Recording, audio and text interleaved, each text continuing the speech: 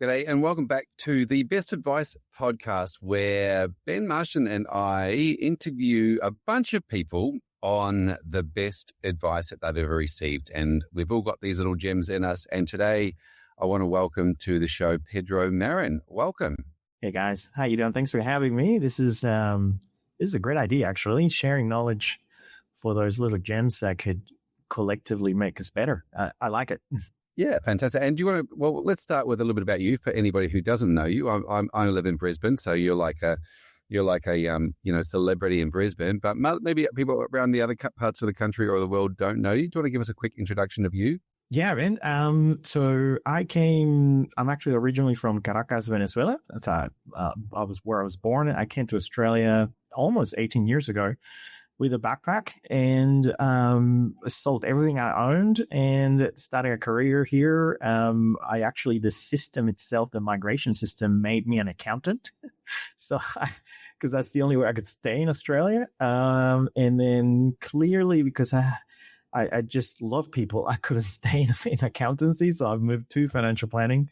And man, the rest is history. I've been through big, small, medium type of businesses, institutional, and then most recently I started my own business and license, it's going almost 3 years ago, which blows my mind. So that, in a nutshell, is me. We do cater for probably a migrant portion of our business is for Spanish speakers, which we do have a couple of fully bilingual advisors, including me. But not only the actual language, it's just mostly the cultural kind of dealing with business side that helps them pretty much. Fantastic. How does the cultural aspects play out? Like empanadas when you walk into the office? You'll be surprised. I was actually talking about this yesterday with my Australian colleague in the office. There's many things that change in cultures. My colleague Carlos was explaining to me how he explained the exact same concept in Spanish and English. And in Spanish, it took him longer because we put more context to the situation. Whereas in English, we assume you know the rest. So it's like having two personalities in your brain. It really is. You go all in. He's like, I was just astonished how much time I spend in Spanish explaining this versus in English. And there's also space awareness. Like we're huggers. So you would see like any of South Americans will just hug you. I don't know you, but I'll hug you, which is part of the cultures of space awareness, amount of knowledge the amount of words you say, and even just knowing that you have the same background helps humongously, like a lot, because I would know other strategies that a regular advisor wouldn't, because I'm one of them. So that kind of really sets us apart for that. It's I would say small demographics. It's really like 27% of our business, but it is huge in Brisbane because of the weather. Yeah, and also because you're probably one of the few as well. So the scarcity. That's right. So as a CFP, I'm the only one. And I think in Australia, there would be maybe 4 and 2 are with us. So maybe 4 or 5, I think, in the whole Australia that, because I've seen some that do say they speak Spanish, but their names is like John. And you're like, come on, man. So let's say you do speak Spanish, but probably not fully bilingual. Duolingo Spanish. Maybe. Yeah, like both of us is Pedro and Carlos. Like, come on, man. Oh, clearly you speak Spanish.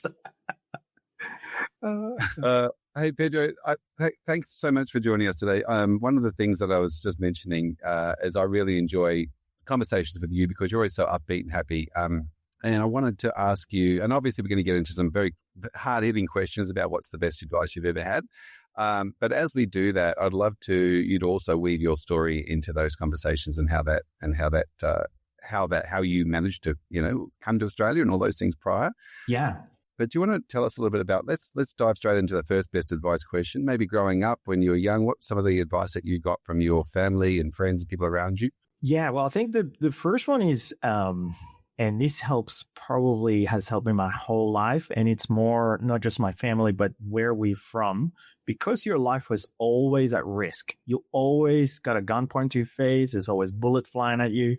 The first thing you always said, at least you're alive. So that means you put your life first and the rest follows. So generally this is the same. If you get robbed, you're like, well, at least you're alive.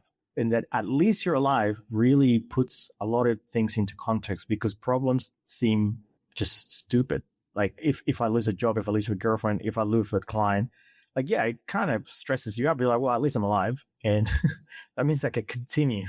So I think that's more cultural. Like if anyone who listens to this, that it's from South America, they'll know exactly what I mean, because life for us goes at the top of your priorities. And if anything underneath that generally just doesn't really rings a bell to us.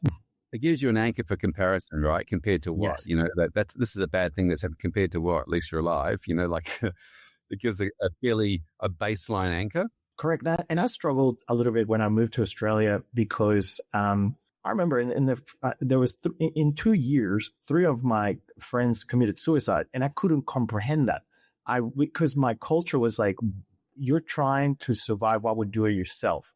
So then I realized that very quickly, that in Australia, because your life rarely is at risk, problems go on top of your life and they magnify themselves. So obviously very general comment, but it really distorted my concept of life. I'm like, well, why is there so many people committing suicide around me? And I realized that it has to be that life in Australia, you never really feel at risk. So you never think, at least I'm alive, and then the rest follow. If you lose a partner, it seems so big that you probably can't comprehend that, or if you lose a job, or So that was probably my first time that I really consider that advice.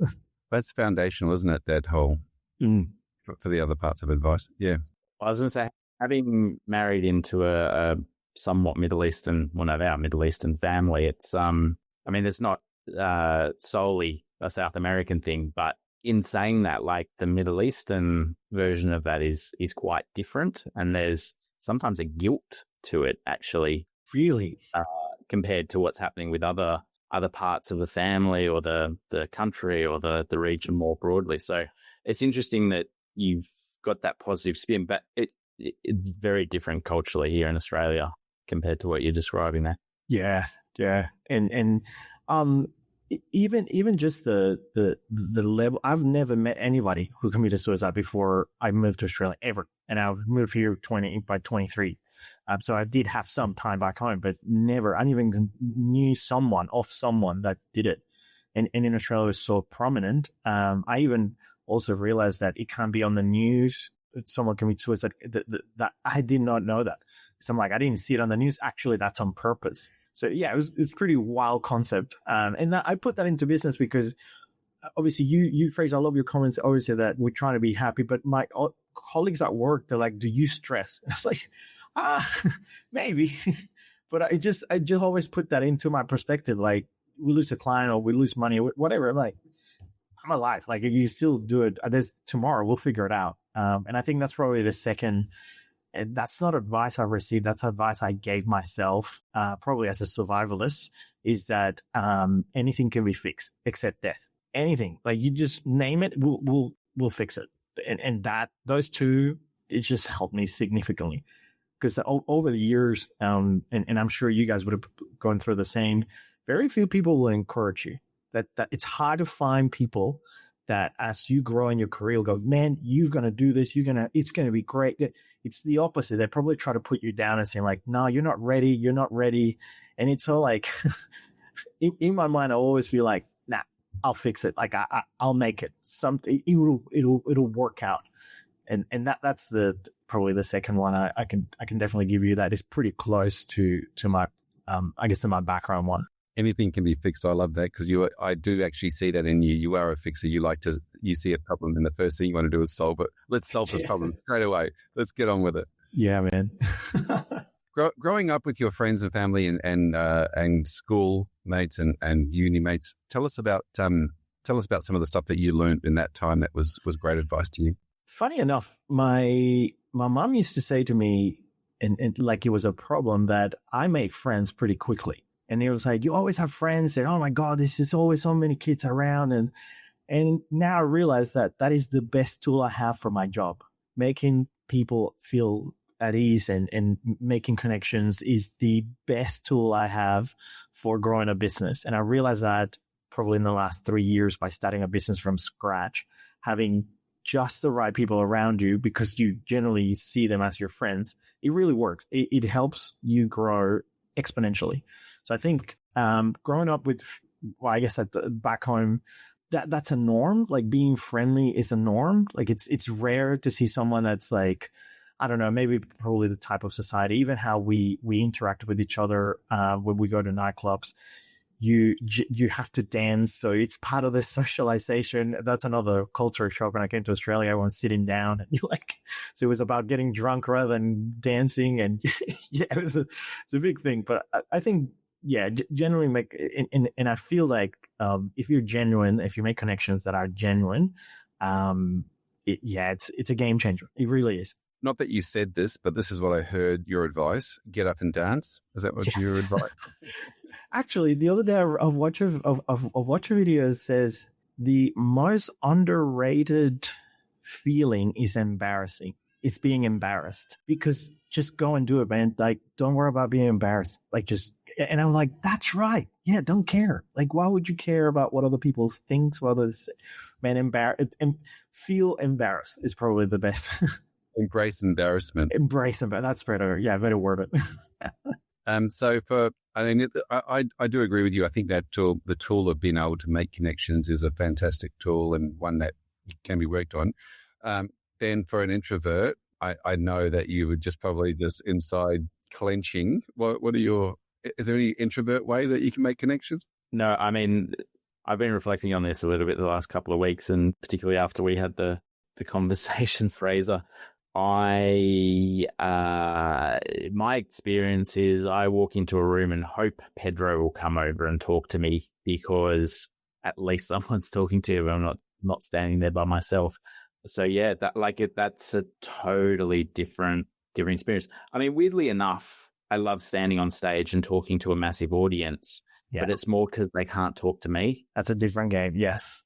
The dancing thing's interesting because, like, it's probably the same, right? Like, doesn't really, like, they might sit there and watch you, but they're probably not thinking about you. They're thinking about how they look dancing. So just go and do it, and the embarrassment's all in your head. It's not in anybody else's head. So I think that might get me up and dancing a smidge. Dancing is a great analogy for this, because if you've ever seen the video of the crazy dude dancing on the hill and then everyone joins in, right? It's like, it's infectious. It's just one of those things that the more pathetic you look on the dance floor, the better it actually is. Like, people do want to come and embrace that and go, yeah, okay, let's get up and dance too. Well, that turns into, if I can kind of narrow it to business, it's the same, man. Like, if you are outside the norm, people look at you differently until that becomes the norm. So that's the same video that it was more looking at. That guy was a pioneer. That guy was dancing on his own, but he was just so energetic that it was just contagious. And then by the end of the video, everyone was dancing around him, so you couldn't even see. So that was the norm. So I think it's very similar in business, even in financial planning. The way we provide advice from a year ago is totally different than today. And because we try always to be that guy who sits on his own and offers something that nobody else does. And I think, to give an actual clear example, we've been giving advice to divorcees for like 4 years, 5 years. Today, I think it was last week, there was last week or this week, Vanguard was basically mentioning to advisors that divorce is a key area that they should explore. And we're like, we did that 5 years, 4 years ago. We've been doing it, and you're just coming to the product. We even pair with a divorce course, actually, which is a podcast that now is over. It has more downloads than Tony Robbins and the likes. So that trait, I just the dancing component, don't be embarrassed. Just don't worry about everyone thinks. It does help safely, obviously, in this world. I will make the point. There were a couple of people towards the front of that video that just stayed there going, what the hell are all these people doing? And that's going through my head. So I'm interested I'm doing my own business now, but I never set out to. In fact, when people ask me if I ever want to start my own business, I always said no. I do not want to work for myself. I don't know how I would make it work. And ironically, it has been working fine. But were there bits of advice? So going from these big licensees, big advice businesses, smaller advice businesses, What sort of advice were you getting that made you go, yeah, I can go out and do this myself, and I'm going to do it this way? One comes to my mind, but it's the complete opposite. It actually was an advice that I turned it completely, which was when I first started in advising, the advisor I worked for, he always used the word court. If you were in court, what would happen? If you're in court, if this stands in court, and that has progressed over to my last employee job, where that there was always a fear. Don't trust even your friends. Like you just have to, because if this one stand in court, and I flipped that on its. So unfortunately, this was my own advice, which was, what happens if we never get to court? How can I make that? How can I make the process so genuine that it never gets to court? Like, because that's how people thought from the last 12 years or maybe 20 years is, if I do something wrong, I'm going to court. Well, what happens if you just tell them I'm a human, I make a mistake, and it's genuine? Like, this is a genuine approach. We don't get anything after this. And that stops there, stops at the buck. Like, that's how I thought. I'm like, if you go straight to the human and you tell them I'm a human just like you, we'll just fix it. And going back to my other piece of advice, everything can be fixed. Nothing can be unfixed unless you're genuinely a bad human and you clearly have ulterior motives and they can see that.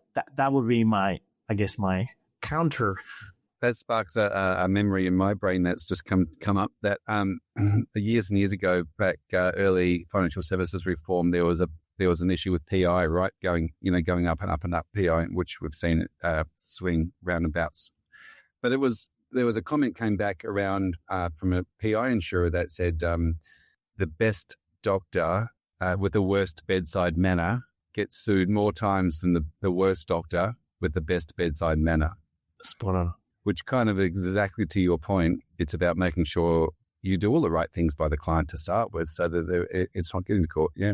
Yeah, because I think if you treat them like you want to be treated, as in the experience is so genuine that you treat them like your own kind, like your own family. Like, you will make a mistake. That's impossible not to make a mistake. And they'll take it differently. Because if you're so sterile that, there's a mistake, well, I pay you not to make a mistake. Therefore, that's a different experience. Where if you genuinely tell them, we try our best, and even if we make a mistake, we'll learn from it. That's a different approach. Like, that's a different. We've never been even remotely close to a complaint. Yeah, remotely close. Because if something happens, we just immediately fix it and just tell them, hey, this is what happened. We fix it. Okay, thanks, Pedro. Yeah. When we make a mistake.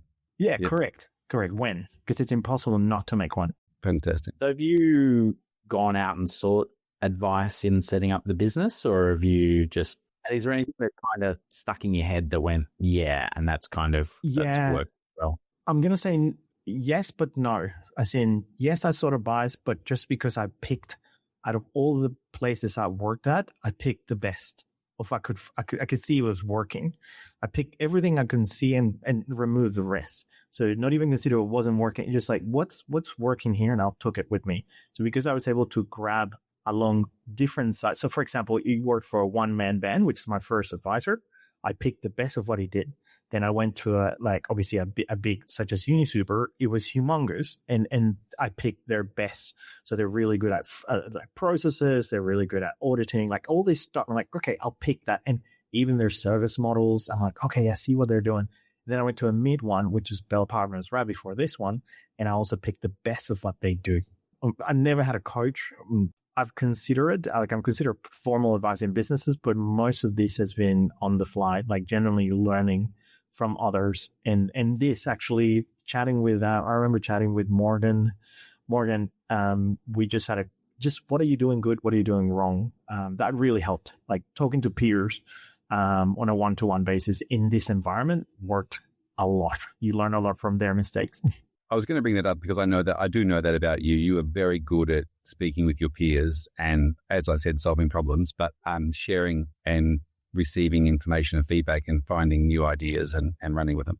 So I think and I always tell other like colleagues that in this environment that we're on at the moment, absorb it. Like talk to your peers because they're not competitors. So it's free advice really, but it's just not really free. You're just sharing. Like we're all getting something from each other. But because and this will be probably another conversation. when things get really competitive, when we are now not seeing each other as, peers, that's different. That won't happen. That you'll definitely either have to pay, or we'll have to probably consolidate our knowledge so we can share, because it would be intellectual property. Hey Pedro, I want to go back in time, because I know this. I've heard you talk about this before, but the decision you made to leave your country and your family and your friends behind and chuck a backpack on your back and move across the world. There's got to be some great learnings. Obviously, this is not a political forum. Yeah. Get political, but certainly tell us about that experience and what you learned out of that, and what anything you picked up along the way. Well, it was mostly survival, to be very honest. It was leave or die. Well, not die really, but the chances were pretty high.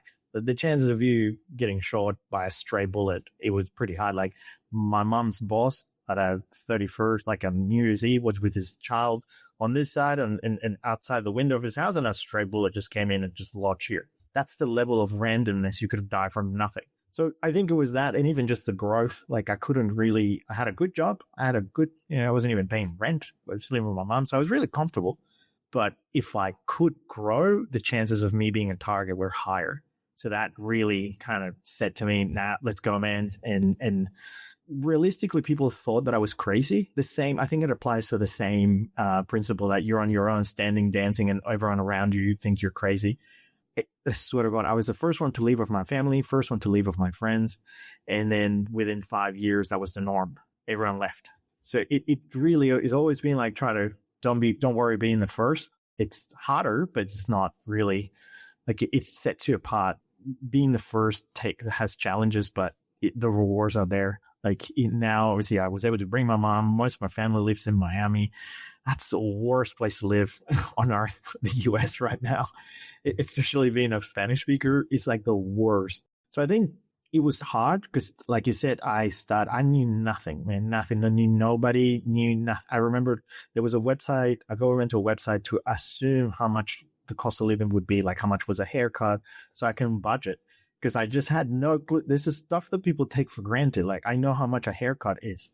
I had no idea. I had to look online to assume how much I need to bring to try to survive for a few months and then find a job.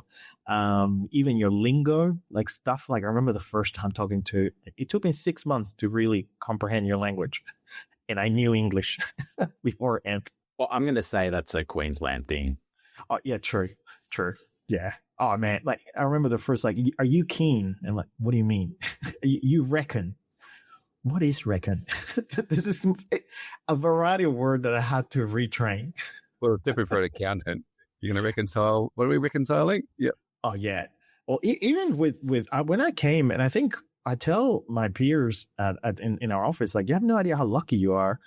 When I first went to that advice, I went from being an accountant to advice. He's like, man, I need 2 SOAs, by tomorrow. Of course. Yeah, I'll give you 2. I had no idea what an SOA was. I had to generally Google what an SOA was. Reddit helped me a lot. And train myself in X1. I self-taught how to use X1. I remember that sea of errors that used to appear. That took me nights to figure out how that sea of errors would disappear. It was just one click, or, back in the days, X1 was much harder to utilize than today.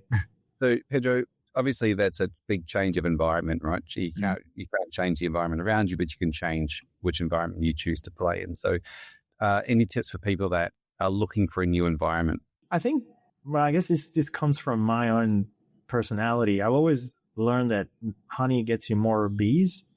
So be friendly, be happy. It really gets you more, and give more. So this is another piece of advice. This was my family's motto, that the more you give, the more you get back. So if you get bad stuff comes back to you. So the more you give, the more you get back. So it really has worked in my life. If I can give you everything, if I can give you my shirt, man, I'll give it to you. In our office, I bring all my ties so my colleagues can use them. Because I'm I don't care. It really doesn't matter to me, but it has worked. It generally worked. So I think going to a new environment, if you start from a giving point of view, just don't expect anything back, and it comes in droves.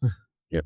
If you want something, give more than that. Yeah, I don't know. It has made it easier for me when you're in a new environment, and you genuinely want to make connections. Giving feels easier than expecting something like, "Hey, can you help me? Hey, no, like I'll figure it out. Like I'll find how to do it. Here is whatever little I have, I'll give it to you." And it just, man, works wonders. Yeah, people can easily get into an expectation of I deserve something, or yes. I think I've seen that a few times play out. Pedro, you do have a wonderful business. You've got a wonderful community here in Brisbane that loves hanging out with you. Any tips that you give going forward to people looking to sort of follow your footsteps around starting their own business? I think expect that is harder than it is. Some people think that the unicorn is having your own hours and dictate your own path. It's much harder than that. You really need to know. Well, not really need to know anymore. We're not. I think with the power of AI now, knowledge just comes to a second spot. You need to be good at pivoting and following, I guess, having the right questions. Even now, even the questions you can ask ChatGPT to tell you the questions to ask itself. You kind of guide it. But in business, there are many jobs that you're not aware of, and you have to be a really quick learner. So you do marketing, you do accounting, you do payroll, you do business development, and then on top of a million hats, you do the exact same thing you did before. So if self-employment is a great tool to separate yourself from the crowd. I think that's why I wanted to be self-employed, because I had so many ideas that I wanted to implement in all those businesses, and then the bigger one is impossible because of the amount of cogs that big businesses have. So the idea just stuck in those cogs because it never reaches or it does reach the top, but it implementing in that size is impossible. So I think I had all these ideas. I'm like, man, we can do this in a much efficient way, could do it much faster. We can create a much better experience for the client. That's what my purpose was. And I think don't do it for the money first. Do it for a different outcome, because the money aspect will disappear very quickly. Not that you won't make money. It's just that drive will just be gone. If you make money, then what? So self-employment is definitely for a specific reason. Have that fire in you for a specific reason other than money. Yep. Now I know you're a father with a fairly new family. So obviously you've probably been through this concept of what advice would you give to your children growing up? Any tips in that area? I think if I give myself a tip, I remember school being such a big deal back home. Like you have to go to the specific school to make your connections. And here I am in a completely different country with no connection. I have to make them all from scratch. So I think your environment never dictates where you end up. You make your own path. So I think that's my only thing that I would say to myself when I was little, because I remember being put in environments so you highly likely to succeed because of who you were surrounded by, but it meant nothing. I'm in a completely different environment, a completely different language that I would never thought I would be in. So telling that, because I've considered that with my son, that I'm like, do I put it in the best school? But I'm like, I think of me. Well, that could be lost, because yes, you make more connections probably, but it's lost. It could be lost. He could end up in Venezuela or not. Maybe Venezuela's the next Dubai, and by the time he's my age. So you never know. That's exactly right. And I think you're absolutely right. Having seen kids grow up in schooling and realizing that, in 15 years from now, it probably none of that matters, right? What matters if you finished and got your degree or got whatever it might be, those sort of things tend to matter more than the actual school and the work that was done there. Spot on. And it works in other areas, like not just at school, like even just, your jobs. Your job will never dictate your end. So I think people go after certain jobs, certain companies. Like, you never know. You might change your mind, or your goals might be different. Your fire might be different. Because I remember my fire when I started was just, it has changed so many times. My first fire was, can I please be inside aircon sitting down? Because I was a bartender and I hated being standing up for 12 hours. So that was my fire. My fire was, I can't wait to finish uni so I can sit down inside an aircon and type and use my brain. Now then that quickly changed, because in 2 years, I'm like, I hate being an accountant. So it's an expire. So the environment never really like dictates what your next step will be. I actually like this concept of having a fire, because sometimes you can get to the point where you're not close enough to the fire to create any movement, right? So fires are a really interesting analogy to think about. When you get too close to the fire, you actually move away from it. So it does create from a standing still position of being comfortable to go, no, it's too hot. I'm actually going to get and move. So it creates momentum. Yes, because you can quickly just you can get to the top of what you thought was the end, and that fire is not there anymore. So you always need to find one.